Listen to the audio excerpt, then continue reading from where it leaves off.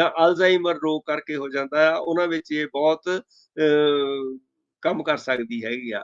ਸਿਟੀਕੋਲਿਨ ਦੀ ਦਿਮਾਗੀ ਊਰਜਾ ਨੂੰ ਵਧਾ ਕੇ ਦਿਮਾਗ ਨੂੰ ਨੁਕਸਾਨ ਤੋਂ ਬਚਾਉਣ ਅਤੇ ਐਸੀਟਾਈਲ ਕੋਲਿਨ ਨੂੰ ਵਧਾ ਕੇ ਕੰਮ ਕਰਦੀ ਹੈਗੀ ਆ।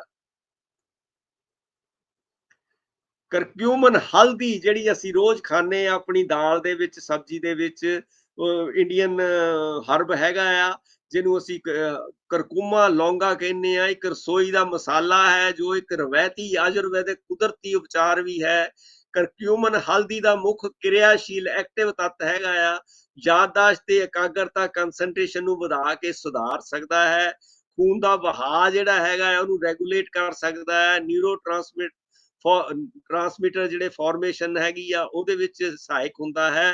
ਦਿਮਾਗ ਤੋਂ ਪ੍ਰਾਪਤ ਨਿਊਰੋਟ੍ਰੋਫਿਕ ਫੈਕਟਰ, ਜਿਹਨੂੰ ਅਸੀਂ BDNF ਕਹਿੰਦੇ ਆ, ਬ੍ਰੇਨ ਡਰਾਈਵਡ ਨਿਊਰੋਟ੍ਰੋਪਿਕ ਫੈਕਟਰ ਜਿਹੜਾ ਹੈਗਾ ਆ, ਇੱਕ ਪ੍ਰੋਟੀਨ ਜੋ ਦਿਮਾਗ ਦੇ ਨਵੇਂ ਸੈੱਲਾਂ ਦੇ ਉਤਪਾਦਨ ਨੂੰ ਉਤੇਜਿਤ ਸਟਿਮੂਲੇਟ ਕਰਦਾ ਹੈ, ਉਹ ਇਹ ਤੋਂ ਮਿਲਦਾ ਹੈਗਾ ਆ। ਕਾਲੀ ਮਿਰਚ ਜਿਹੜੀ ਐਬਸਟ੍ਰੈਕਟ ਹੈਗੀ, ਜਿਹਨੂੰ ਪਾਈਪਰਿਨ ਉਹਦੇ ਵਿੱਚ ਇੱਕ ਕੈਮੀਕਲ ਹੁੰਦਾ ਹੈ, ਇਸ ਦੀ ਜੀਵ ਉਪਲਬਧਤਾ ਜਿਹੜੀ ਬਾਇਓ ਅਵੇਲੇਬਿਲਿਟੀ ਨੂੰ ਵਧਾਉਂਦਾ ਹੈ।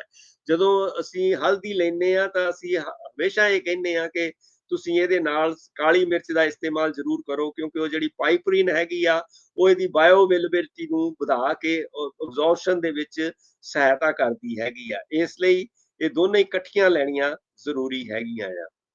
ਫਿਰ ਅਮਰੀਕਨ ਜਿਨਸਿੰਗ ਹੈਗਾ ਆ, ਸਭ ਤੋਂ ਪ੍ਰਸਿੱਧ ਤੇ ਵਿਆਪਕ ਤੌਰ ਤੇ ਖੋਜ ਕੀਤੀ ਜੜੀ ਬੂਟੀਆਂ ਵਿੱਚੋਂ ਇੱਕ ਹੈ। ਰਵਾਇਤੀ ਟ੍ਰੈਡੀਸ਼ਨਲ ਚੀਨੀ ਦਵਾਈ ਵਿੱਚ ਜਿਨਸਿੰਗ ਨੂੰ ਜੀਵਨ ਦਾ ਅੰਮ੍ਰਿਤ ਮੰਨਿਆ ਜਾਂਦਾ ਹੈ, ਜੋ ਇਸ ਨੂੰ ਲੈਣ ਵਾਲਿਆਂ ਲਈ ਤਾਕਤ, ਬੁੱਧੀ ਤੇ ਲੰਬੀ ਉਮਰ ਲਿਆਉਂਦਾ ਹੈ। ਇੱਕ ਆਮ ਅਮਰੀਕੀ ਜਿਨਸਿੰਗ ਖੁਰਾਕ ਰੋਜ਼ਾਨਾ 2 ਵਾਰ 100 ਤੋਂ 200 ਮਿਲੀਗ੍ਰਾਮ ਹੁੰਦੀ ਹੈਗੀ ਆ। ਫਿਰ ਹੋਪਰਜ਼ੀਨ ਹੈਗੀ ਆ, ਇਹ ਚੀਨੀ ਕਲੱਬ ਮੌਸ ਦੇ ਵਿੱਚੋਂ ਇਹ ਮਿਲਦੀ ਹੈਗੀ ਆ, ਜਿਹਨੂੰ ਹੋਪਰਜ਼ੀਆ ਸੈਰੇਟਾ ਕਹਿੰਦੇ ਆ। ਯਾਦਦਾਸ਼ਤ ਸੁਧਾਰ ਲਈ ਇੱਕ ਰਵਾਇਤੀ ਚੀਨੀ ਦਵਾਈ ਜੜੀ ਬੂਟੀਆਂ ਤੋਂ ਵੱਖ ਕੀਤਾ ਗਿਆ ਮਿਸ਼ਰਣ ਹੈ। ਹੋਪਰਜ਼ੀਨ ਇਹ ਐਸੀਟਾਈਲ ਕੋਲਿਨੈਸਟਰੇਜ਼ ਨੂੰ ਰੋਕ ਕੇ ਐਸੀਟਾਈਲ ਕੋਲਿਨ ਦੇ ਪੱਧਰ ਨੂੰ ਵਧਾਉਂਦਾ ਹੈ, ਇੱਕ ਐਂਜ਼ਾਈਮ ਜੋ ਇਸ ਨੂੰ ਤੋੜਦਾ ਹੈ। ਚੀਨ ਵਿੱਚ ਅਲਜ਼ਾਈਮਰ ਅਤੇ ਨਾੜੀ ਦਿਮਾਗ ਕਮਜ਼ੋਰੀ ਦੇ ਇਲਾਜ ਲਈ ਹੋਪਰਜ਼ੀਨ ਤੇ ਇੱਕ ਪ੍ਰਵਾਨਿਤ ਦਵਾਈ ਹੈ। ਇਹ ਇੱਕ ਐਂਟੀਆਕਸੀਡੈਂਟ ਵਜੋਂ ਵੀ ਕੰਮ ਕਰਦਾ ਹੈ, ਜੋ ਦਿਮਾਗ ਦੇ ਸੈੱਲਾਂ ਨੂੰ ਆਕਸੀਡੇਸ਼ਨ ਤੇ ਕੁਝ ਨਿਊਰੋਟੌਕਸਿਨ ਤੋਂ ਬਚਾਉਂਦਾ ਹੈ। ਹੋਪਰਜ਼ੀਨ ਇਹ ਲਈ ਆਮ ਸਿਫਾਰਿਸ਼ ਕੀਤੀ ਖੁਰਾਕ ਰੋਜ਼ਾਨਾ 50 ਤੋਂ 200 ਮਾਈਕਰੋਗ੍ਰਾਮ ਹੈ।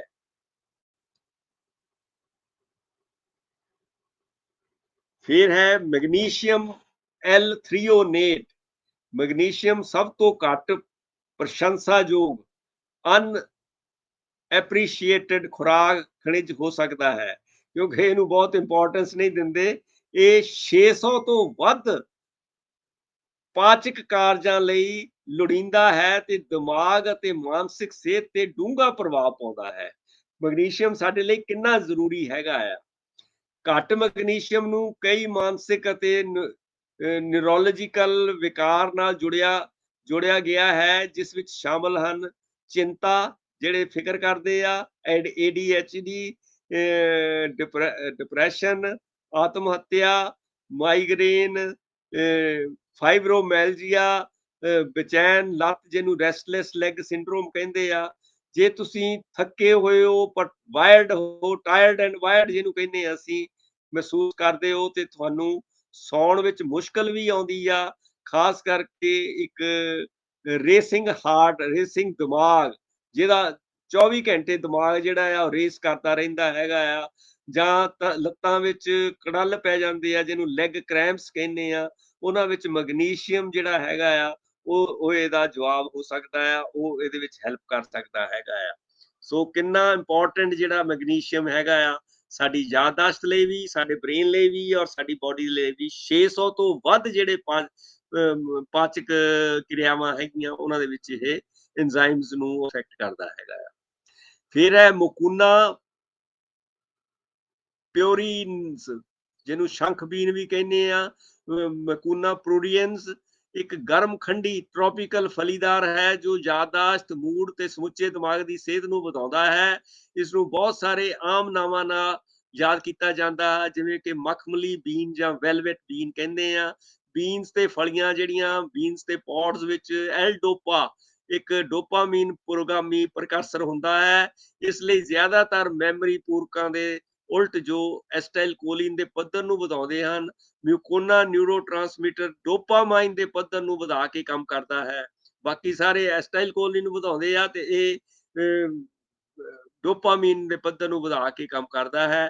ਡੋਪਾਮਾਈਨ ਨੂੰ ਪ੍ਰੇਰਨਾ ਨੂੰ ਮੋਟੀਵੇਸ਼ਨਲ ਮੋਲੀਕਿਊਲ ਕਹਿੰਦੇ ਆ ਅਸੀਂ, ਤੇ ਇਹ ਦਿਮਾਗ ਦੀ ਖੁਸ਼ੀ ਇਨਾਮ ਪ੍ਰਣਾਲੀ ਦਾ ਇੰਚਾਰਜ ਹੈ। ਜਦੋਂ ਸਾਨੂੰ ਮਤਲਬ ਕੋਈ ਚੀਜ਼ ਮਿਲ ਜਾਂਦੀ ਹੈਗੀ ਆ ਤਾਂ ਸਾਡਾ ਦਿਮਾਗ ਖੁਸ਼ ਹੋ ਜਾਂਦਾ, ਤਾਂ ਉਹਦੇ ਵਿੱਚ ਡੋਪਾਮੀਨ ਕੰਮ ਕਰਦਾ ਹੈਗਾ। ਜੇ ਤੁਸੀਂ ਫੋਕਸ ਨਹੀਂ ਹੈ, ਅਨਫੋਕਸਡ ਹੋ, ਪ੍ਰੇਰਿਤ ਨਹੀਂ ਹੋ, ਅਨਮੋਟੀਵੇਟਡ ਹੋ, ਸੁਸਤ ਹੋ, ਲਿਥਾਰਜਿਕ ਹੋ ਜਾਂ ਉਦਾਸ ਡਿਪਰੈਸਡ ਹੋ, ਤਾਂ ਤੁਹਾਡੇ ਵਿੱਚ ਡੋਪਾਮਾਈਨ ਘੱਟ ਹੋ ਸਕਦੀ ਹੈ, ਜਿਹਦੇ ਲਈ ਇਹ ਜਿਹੜਾ ਮਿਕੂਨਾ ਪੁਰੀਰੀਅਨਸ ਹੈਗਾ ਆ, ਇਹ ਹੈਲਪ ਕਰ ਸਕਦਾ ਹੈਗਾ ਆ।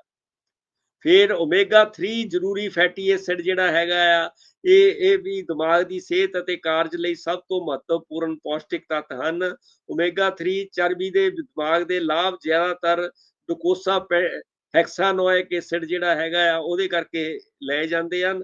ਜੇ ਦਿਮਾਗ ਦਾ ਇੱਕ ਪ੍ਰਾਇਮਰੀ ਢਾਂਚਾਗਤ ਸਟਰਕਚਰਲ ਹਿੱਸਾ ਹੈ, ਇਹ ਦਿਮਾਗ ਇਸੇ ਐਸਿਡ ਦਾ ਬਣਿਆ ਹੋਇਆ ਹੈਗਾ ਆ। DHA ਦੀ ਘਾਟ ਦਿਮਾਗ ਨੂੰ ਮਾਪਦੰਡ ਜਿਹੜੀ ਮੇਜ਼ਰੇਬਲੀ ਤੌਰ ਦੇ ਉੱਤੇ ਸੁੰਗਣ ਦੀ ਸ਼ਰਿੰਕ ਕਰਦੀ ਹੈਗੀ ਆ, ਕਈ ਤਰ੍ਹਾਂ ਦੀਆਂ ਬੋਧਾਤਮਕ ਕੋਗਨੀਟਿਵ ਕਮਜ਼ੋਰੀਆਂ ਦਾ ਕਾਰਨ ਬਣਦੀ ਹੈਗੀ ਆ। DHA ਬਜ਼ੁਰਗ ਦਿਮਾਗਾਂ ਨੂੰ ਯਾਦਦਾਸ਼ਤ ਦੀ ਕਮੀ, ਉਦਾਸੀ, ਉਮਰ ਸੰਬੰਧਿਤ ਮਾਨਸਿਕ ਗਿਰਾਵਟ ਤੇ ਇੱਥੋਂ ਤੱਕ ਕਿ ਅਲਜ਼ਾਈਮਰ ਤੋਂ ਵੀ ਬਚਾਉਂਦਾ ਹੈ। ਇਹਦਾ ਮਤਲਬ ਹਰ ਇੱਕ ਅਡਲਟ ਨੂੰ ਇਹਦੀ ਜਿਹੜੀ ਮਤਲਬ ਡੋਜ਼ ਹੈਗੀ ਆ ਉਹ ਲੈਣੀ ਜ਼ਰੂਰੀ ਹੁੰਦੀ ਹੈਗੀ ਆ। ਮਾਹਰ ਆਮ ਤੌਰ ਤੇ ਰੋਜ਼ਾਨਾ 1000 ਮਿਲੀਗ੍ਰਾਮ ਕੁੱਲ ਓਮੇਗਾ 3 ਲੈਣ ਦੀ ਸਿਫਾਰਿਸ਼ ਕਰਦੇ ਹਨ। ਘੱਟੋ ਘੱਟ ਵੀ ਜੇ ਆ ਤਾਂ 220 ਮਿਲੀਗ੍ਰਾਮ DHA ਦੇ ਨਾਲ ਇਹ ਲੈਣਾ ਚਾਹੀਦਾ ਹੈਗਾ ਆ। ਫਾਸਫੋਰਟੇਡਾਈਲ ਸੀਰੀਨ ਜਿਹੜਾ ਹੈਗਾ ਆ, ਜਿਹਨੂੰ PS ਵੀ ਕਹਿੰਦੇ ਆ, ਇੱਕ ਫਾਸਫੋਲਿਪਿਡ ਹੈ ਜੋ ਦਿਮਾਗ ਦੇ ਸੈੱਲ ਝਿੱਲੀ ਸੈੱਲ ਮੈਂਬਰੇਨ ਵਿੱਚ ਖਾਸ ਤੌਰ ਤੇ ਉੱਚ ਗਾੜਾਪਨ ਜਿਹੜਾ ਹਾਈ ਕੰਸੈਂਟਰੇਸ਼ਨ ਵਿੱਚ ਪਾਇਆ ਜਾਂਦਾ ਹੈਗਾ ਆ। ਇਹ ਦਿਮਾਗ ਵਿੱਚ ਪੌਸ਼ਟਿਕ ਤੱਤਾਂ ਦਾ ਪ੍ਰਵਾਹ ਨੂੰ ਨਿਯੰਤਰਿਤ ਕਰਕੇ ਤੇ ਦਿਮਾਗ ਤੋਂ ਬਾਹਰ ਰਹਿੰਦ ਖੂੰਹਦ ਜਿਹੜਾ ਵੇਸਟ ਪ੍ਰੋਡਕਟ ਹੈਗੇ ਆ ਦੇ ਉਤਪਾਦਾਂ ਨੂੰ ਨਿਯੰਤਰਨ ਕਰਕੇ ਇਹਨਾਂ ਝਿੱਲੀਆਂ ਨੂੰ ਦਿਮਾਗ ਦੇ ਦਰਵਾਜ਼ੇ ਵਜੋਂ ਕੰਮ ਕਰਨ ਵਿੱਚ ਮਦਦ ਕਰਦਾ ਹੈ। PS ਤਣਾਅ ਦੇ ਹਾਰਮੋਨ ਕੋਰਟੀਸੋਲ ਤੇ ਨੂੰ ਸਧਾਰਨ ਨਾਰਮਲਾਈਜ਼ਿੰਗ ਕਰਕੇ ਤਣਾਅ ਨੂੰ ਘਟਾਉਂਦਾ ਹੈ। ਇਹ ਯਾਦਦਾਸ਼ਤ ਤੇ ਸਿੱਖਣ ਨੂੰ ਵਧਾਉਂਦਾ ਹੈ ਤੇ ਧਿਆਨ ਦੇਣ ਸੰਬੰਧੀ ਵਿਗਾੜਾਂ ਜਿਹੜੇ ਅਟੈਂਸ਼ਨ ਡੈਫੀਸ਼ੀਟ ਸਿੰਡਰੋਮ ਹੈਗੇ ਆ ਉਹਨਾਂ ਵਿੱਚ ਮਦਦ ਕਰ ਸਕਦਾ ਹੈ। ਫਾਸਫੇਟਿਡਾਈਲ ਸੀਰੇਨ ਉਮਰ ਸੰਬੰਧਿਤ ਮਾਨਸਿਕ ਗਿਰਾਵਟ, ਮੈਂਟਲ ਡਿਕਲਾਈਨ ਜਿਹੜੀ ਹੈਗੀ ਆ ਉਹਦੇ ਵਿਰੁੱਧ ਸੁਰੱਖਿਆ ਤੇ ਅਲਜ਼ਾਈਮਰ ਅਤੇ ਡਿਮੈਂਸ਼ੀਆ ਦੇ ਹੋਰ ਰੂਪਾਂ ਦੇ ਇਲਾਜ ਲਈ ਵਾਧਾ ਦਰਸਾਉਂਦੀ ਹੈ। PS ਮੂਡ ਨੂੰ ਸੁਧਾਰ ਸਕਦਾ ਹੈ ਤੇ ਡਿਪਰੈਸ਼ਨ ਵਿੱਚ ਮਦਦ ਕਰ ਸਕਦਾ ਹੈ, ਖਾਸ ਕਰਕੇ ਬਜ਼ੁਰਗਾਂ ਦੇ ਵਿੱਚ। ਫਾਸਫੇਟੇਡਾਈਲ ਸੀਰਨ ਦੀ ਇੱਕ ਮਿਆਰੀ ਸਟੈਂਡਰਡ ਖੁਰਾਕ ਜਿਹੜੀ ਆ 100 ਮਿਲੀਗ੍ਰਾਮ ਹੈ, ਦਿਨ ਵਿੱਚ 3 ਵਾਰ। ਫਿਰ ਰੋਡੀਓਲਾ ਰੋਜ਼ੀਆ ਹੈਗਾ ਆ, ਇੱਕ ਗੁਲਾਬ, ਇੱਕ ਉੱਚ ਮਾਨਤਾ ਹਾਈਲੀ ਰਿਗਾਰਡਡ ਪ੍ਰਾਪਤ ਅਡੈਪਟੋਜਨ ਹੈ। ਇਹ ਰਵਾਇਤੀ ਚੀਨੀ ਤੇ ਸਕੈਂਡੀਨੇਵੀਅਨ ਦਵਾਈ ਜੜੀ ਬੂਟੀਆਂ ਦੀ ਵਰਤੋਂ ਸਰੀਰਕ ਤਾਕਤ, ਫਿਜ਼ੀਕਲ ਸਟੈਮਿਨਾ ਲਈ, ਤਣਾਅ ਲਈ, ਸਹਿਣਸ਼ੀਲਤਾ ਟੋਲਰੈਂਸ ਟੂ ਸਟ੍ਰੈਸ ਲਈ, ਮਾਨਸਿਕ ਜੀਵਨ ਸ਼ਕਤੀ ਮੈਂਟਲ ਵਿਟੈਲਿਟੀ ਤੇ ਲੰਬੀ ਉਮਰ ਲੰਜੈਵਿਟੀ ਵਧਾਉਣ ਲਈ ਕੀਤੀ ਜਾਂਦੀ ਹੈ। ਇਹ ਨਿਊਰੋਟ੍ਰਾਂਸਮਿਟਰ ਸੈਰੋਟੋਨਿਨ, ਨੋਰਐਪੀਨੇਫ੍ਰੀਨ ਤੇ ਡੋਪਾਮਾਈਨ ਦੇ ਪੱਧਰ ਨੂੰ ਵਧਾਉਂਦੇ ਹੋਏ ਕੋਰਟੀਸੋਲ ਨੂੰ ਘਟਾ ਕੇ ਕੰਮ ਕਰਦਾ ਹੈ। ਰੋਡੀਓਲਾ ਰੋਜ਼ੀਆ ਦੀ ਇੱਕ ਆਮ ਖੁਰਾਕ 200 ਤੋਂ 600 ਮਿਲੀਗ੍ਰਾਮ ਪ੍ਰਤੀ ਦਿਨ ਹੁੰਦੀ ਹੈ। ਫਿਰ ਵਿਨਪੋਸਟੀਨ ਇੱਕ ਵਿਨਕਾਮਨ ਦਾ ਇੱਕ ਸਿੰਥੈਟਿਕ ਸੰਸਕਰਣ ਸਿੰਥੈਟਿਕ ਕੰਪਾਊਂਡ ਹੈ ਜੋ ਕਿ ਪੈਰੀਵਿੰਕਲ ਪਲਾਂਟ ਵਿੰਕਾ ਮਾਈਨਰ ਤੋਂ ਲਿਆ ਗਿਆ ਹੈ। ਇੱਕ ਮਿਸ਼ਰਣ ਹੈ ਜੋ ਯਾਦਦਾਸ਼ਤ ਅਤੇ ਸਮੁੱਚੀ ਮਾਨਸਿਕ ਤੰਦਰੁਸਤੀ ਵਿੱਚ ਸੁਧਾਰ ਸਕਦਾ ਹੈ। ਇਹ ਦਿਮਾਗ ਵਿੱਚ ਖੂਨ ਦੇ ਪ੍ਰਵਾਹ ਨੂੰ ਵਧਾ ਕੇ, ਦਿਮਾਗ ਦੀ ਆਕਸੀਜਨ ਦੀ ਵਰਤੋਂ ਨੂੰ ਵਧਾ ਕੇ ਤੇ ਦਿਮਾਗ ਨੂੰ ਫ੍ਰੀ ਰੈਡੀਕਲ ਨੁਕਸਾਨ ਤੋਂ ਬਚਾ ਕੇ ਕੰਮ ਕਰਦਾ ਹੈ। ਜਦੋਂ ਕਿ ਅਧਿਐਨ ਦਰਸਾਉਂਦੇ ਹਨ ਕਿ ਵਿਨਪੋਸਟੀਨ ਮਾਨਸਿਕ ਗਿਰਾਵਟ, ਦਿਮਾਗੀ ਕਮਜ਼ੋਰੀ ਤੇ ਅਲਜ਼ਾਈਮਰ ਲਈ ਇੱਕ ਵਧੀਆ ਇਲਾਜ ਹੈ ਤੇ ਅਜੇ ਤੱਕ ਇਸ ਗੱਲ ਦੇ ਬਹੁਤ ਸਾਰੇ ਸਬੂਤ ਨਹੀਂ ਹਨ ਕਿ ਇਹ ਤੰਦਰੁਸਤ ਬਾਲਗਾਂ ਦੇ ਦਿਮਾਗ ਦੀ ਵੀ ਮਦਦ ਕਰਦਾ ਹੈ। ਵਿਨਪੋਸਟੀਨ ਦੇ ਜ਼ਿਆਦਾਤਰ ਕਲੀਨਿਕਲ ਅਧਿਐਨਾਂ ਨੇ ਪ੍ਰਤੀ ਦਿਨ 3 ਵਾਰ 5 ਤੋਂ 30 ਮਿਲੀਗ੍ਰਾਮ ਦੀ ਖੁਰਾਕ ਦੀ ਵਰਤੋਂ ਕੀਤੀ ਹੈ। ਗਲੈਂਟਾਮਾਈਨ ਸਨੋਡਰੌਪ ਫੁੱਲ ਗਲੈਂਟਾਮਾਈਨ ਕੌਕੇਸੀਅਸ ਤੋਂ ਲਿਆ ਗਿਆ ਹੈ ਤੇ ਐਸਟਾਈਲ ਕੋਲਿਨ ਦੇ ਟੁੱਟਣ ਨੂੰ ਰੋਕ ਕੇ ਕੰਮ ਕਰਦਾ ਹੈ। ਇਹ ਇੱਕ ਨਸ਼ੀਲੇ ਪਦਾਰਥ ਡਰੱਗ ਤੇ ਇੱਕ ਕੁਦਰਤੀ ਉਪਚਾਰ ਦੇ ਵਿਚਕਾਰ ਲਾਈਨ ਨੂੰ ਖਿੱਚਦਾ ਹੈ। ਦੋਨੇ ਤਰ੍ਹਾਂ ਦਾ ਮਿਲ ਜਾਂਦਾ ਹੈਗਾ। ਅਮਰੀਕਾ ਵਿੱਚ ਇਸ ਨੂੰ ਅਲਜ਼ਾਈਮਰ ਦੇ ਇਲਾਜ ਲਈ ਮਨਜ਼ੂਰੀ ਦਿੱਤੀ ਗਈ ਹੈ ਤੇ ਇਹ ਇੱਕ ਨੁਸਖੇ ਵਜੋਂ ਪ੍ਰਸਕ੍ਰਿਪਸ਼ਨ ਤੇ ਓਵਰ ਦੀ ਕਾਊਂਟਰ ਪੂਰਕ ਦੇ ਰੂਪ ਵਿੱਚ ਉਪਲਬਧ ਹੈ। ਮਾਮੂਲੀ ਯਾਦਾਸ਼ਤ ਦੇ ਨੁਕਸਾਨ ਲਈ ਇਸ ਦੀ ਸਿਫਾਰਿਸ਼ ਨਹੀਂ ਕੀਤੀ ਜਾਂਦੀ ਕਿਉਂਕਿ ਇਸ ਦੇ ਕੁਝ ਗੰਭੀਰ ਮਾੜੇ ਪ੍ਰਭਾਵ ਵੀ ਹੋ ਸਕਦੇ ਹਨ। ਗਲੈਂਟਾਮੀਨ ਦੇ ਮਾੜੇ ਪ੍ਰਭਾਵਾਂ ਦੀ ਲੰਬੀ ਸੂਚੀ ਵਿੱਚ ਧੁੰਦਲੀ ਨਜ਼ਰ, ਛਾਤੀ ਵਿੱਚ ਦਰਦ, ਪੇਟ ਵਿੱਚ ਦਰਦ, ਮਾਨਸਿਕ ਉਲਝਣ, ਚੱਕਰ ਆਉਣੇ, ਸਿਰ ਦਰਦ, ਉਲਟੀਆਂ, ਮਾਸਪੇਸ਼ੀਆਂ ਵਿੱਚ ਕੜਵੱਲ ਤੇ ਹੋਰ ਬਹੁਤ ਕੁਝ ਸ਼ਾਮਲ ਹਨ। ਜੇਕਰ ਤੁਹਾਡੀ ਯਾਦਾਸ਼ਤ ਦੀ ਕਮੀ ਗੰਭੀਰ ਹੈ ਤੇ ਤੁਸੀਂ ਸੋਚਦੇ ਹੋ ਕਿ ਗੈਲੈਂਟਾਮੀਨ ਮਦਦ ਕਰ ਸਕੇਗੀ ਹੈ ਤਾਂ ਇਸ ਨੂੰ ਲੈਣ ਤੋਂ ਪਹਿਲਾਂ ਆਪਣੇ ਡਾਕਟਰ ਨਾਲ ਗੱਲ ਜ਼ਰੂਰ ਕਰ ਲੈਣੀ ਚਾਹੀਦੀ ਹੈ, ਉਹਦੀ ਸਲਾਹ ਤੋਂ ਬਿਨਾਂ ਨਹੀਂ।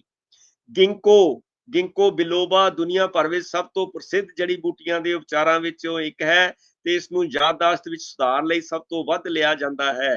ਗਿੰਕੋ ਬਿਲੋਬਾ ਪੂਰਕਾਂ ਤੇ ਹਰ ਸਾਲ ਅਰਬਾਂ ਡਾਲਰ ਖਰਚ ਕੀਤੇ ਜਾਂਦੇ ਹਨ, ਪਰ ਯਾਦਾਸ਼ਤ ਸੁਧਾਰ ਲਈ ਉਹਨਾਂ ਦੀ ਉਪਯੋਗਤਾ ਨੂੰ ਵਿਗਿਆਨਕ ਸਬੂਤਾਂ ਦੁਆਰਾ ਸਮਰਥਿਤ ਨਹੀਂ ਕੀਤਾ ਗਿਆ ਹੈ।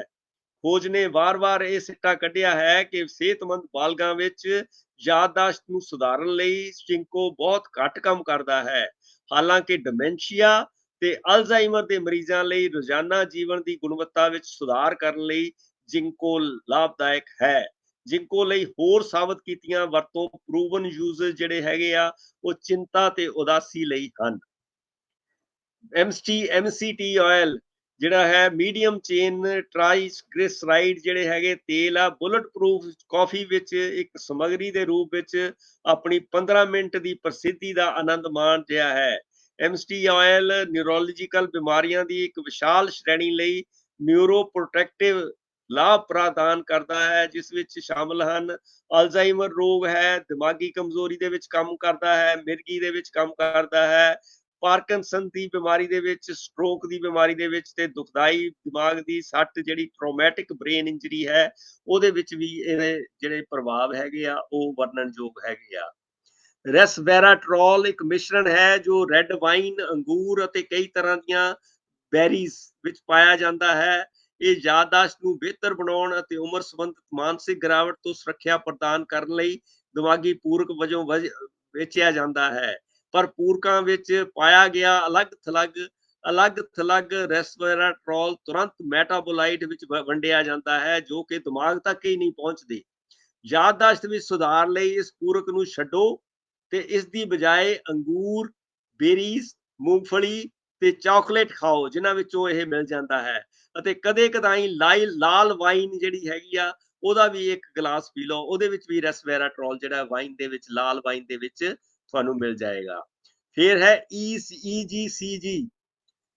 ਏਸ਼ੀਆ ਵਿੱਚ ਗ੍ਰੀਨ ਟੀ ਦੀ ਲੰਬੀ ਉਮਰ, ਮਾਨਸਿਕ ਸਪਸ਼ਟਤਾ ਤੇ ਸਰੀਰਕ ਤਾਕਤ ਵਧਾਉਣ ਦੀ ਸਮਰੱਥਾ ਲਈ ਸ਼ਲਾਘਾ ਕੀਤੀ ਗਈ ਹੈ।